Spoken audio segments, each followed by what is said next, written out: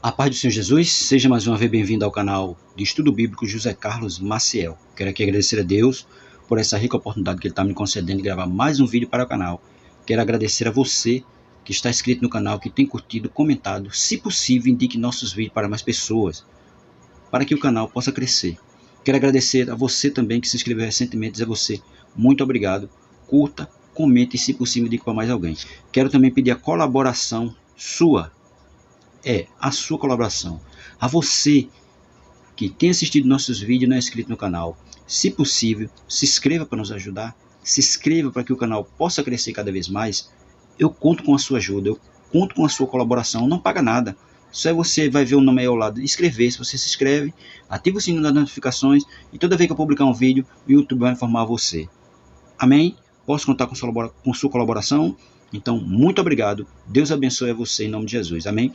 Nosso breve estudo de hoje será no livro de Jó, capítulo 1, do versículo 1 ao 5. Né? Que o livro de Jó, nós sabemos toda a trajetória que Jó passou, seu sofrimento, suas perdas. Mas hoje nós vamos falar sobre Jó, o homem. Né? O homem Jó. O Jó, o homem. Nossa leitura se encontra no livro de Jó, no capítulo 1, do versículo 1 ao 5. Que diz assim: Havia um homem na terra de Uz, cujo nome era Jó, e este era homem sincero, reto e temente a Deus.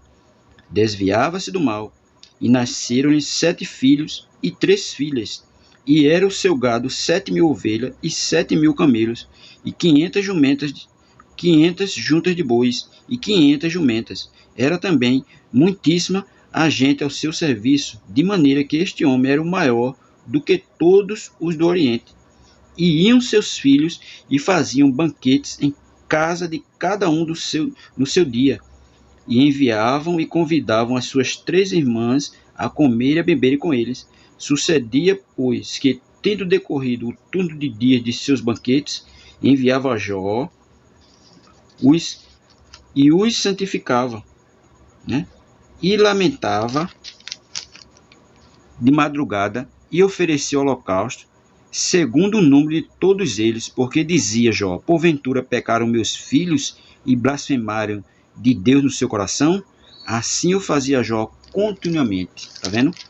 Ele já fazia sacrifício em prol dos próprios filhos, porque se os filhos dele tivessem blasfemado contra Deus, né, ele já tinha ali fazendo um sacrifício em prol daquilo ali, né, que se porventura tivesse pecado contra Deus, já está fazendo um sacrifício em prol deles.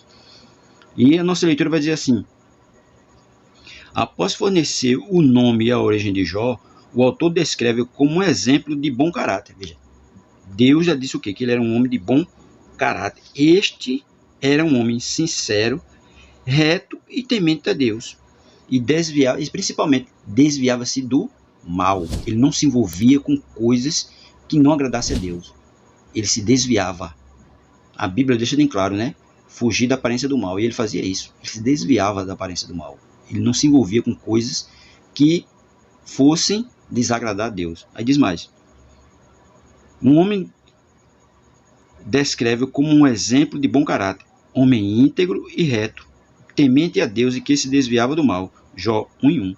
A integridade refere-se à pureza de intenções, à retidão de respeito à atitude honesta em qualquer procedimento. O temor a Deus implica compromisso com a vontade de Deus acima de tudo. Veja, a integridade refere-se à pureza de intenções. Ele não fazia coisas erradas.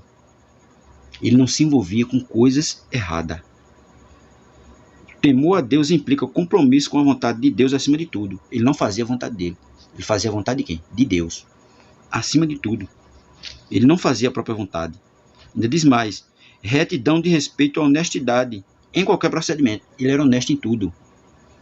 Ele não era desonesto com aqueles que estavam em sua volta. Ele era honesto em tudo, com todas as pessoas. Empregado, não empregado, amigo, parente.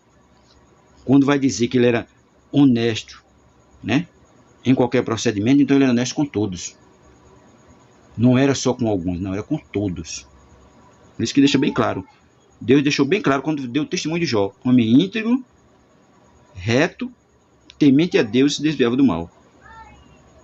Aí diz: E o ato de desviar-se do mal significa evitar qualquer coisa que não agradasse a Deus, tá vendo?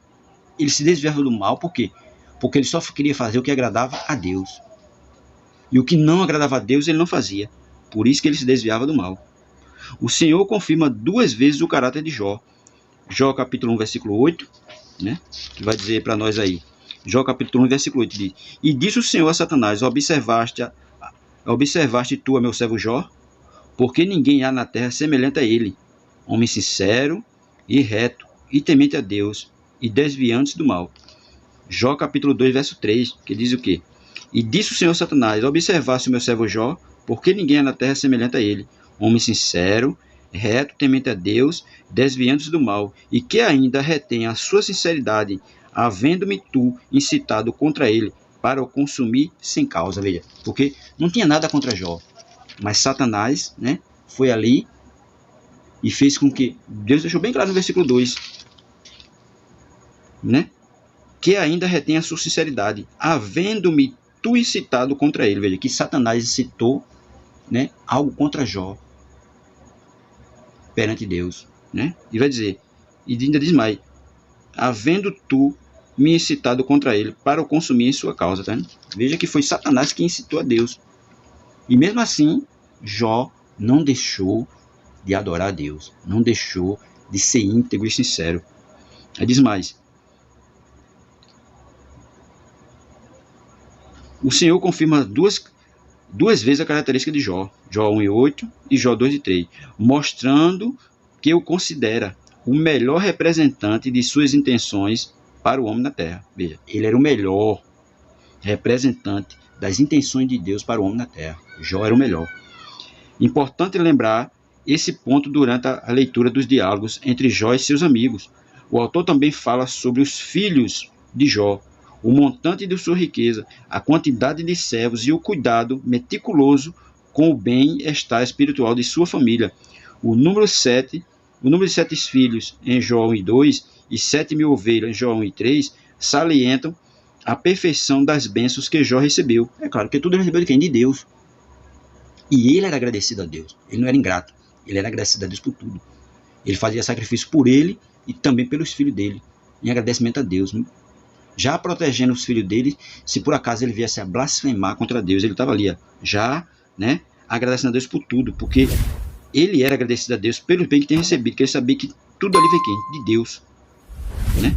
Tudo veio de Deus. Por isso que ele salienta a perfeição das bênçãos que Jó recebeu. Adicione a tudo isso o prazer de ver uma família em celebrações regulares. E posso dizer com certeza, Jó era grandemente abençoado. É claro, ele era grandemente abençoado, porque teve 7 filhos, mais 3 filhas, né? Era abençoado uma família, abençoado materialmente, e um homem íntegro. E acima de tudo, temente a Deus. Diz mais: e não apenas isso, era considerado o maior de todos do Oriente. Jó 1:3, que diz aí: e era o seu gado 7.000 ovelhas, e 3.000 camelos, e 500 jumentas de bois, e 500 jumentas, 500 juntas de bois e 500 jumentas. Era também muitíssima a gente ao seu serviço, de maneira que este homem era o maior do que todo do Oriente. Veja, ali na região onde Jó se situava, ele era o maior entre todos. Não tinha ninguém maior do que ele.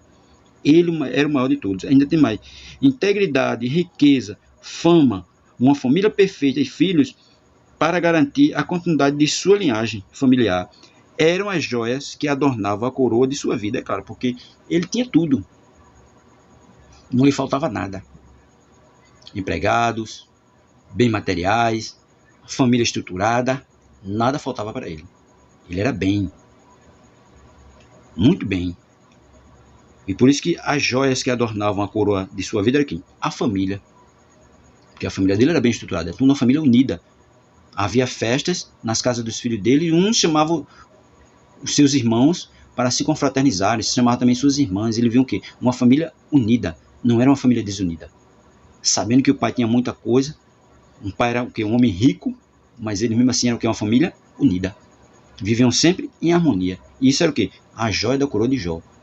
Porque a joia da nossa coroa, né, é o quê? A nossa família. O nosso maior bem é o quê? A nossa família. E quando uma família é bem estruturada, não tem coisa melhor para um pai de família. E isso era a família de Jó, uma família unida e bem estruturada.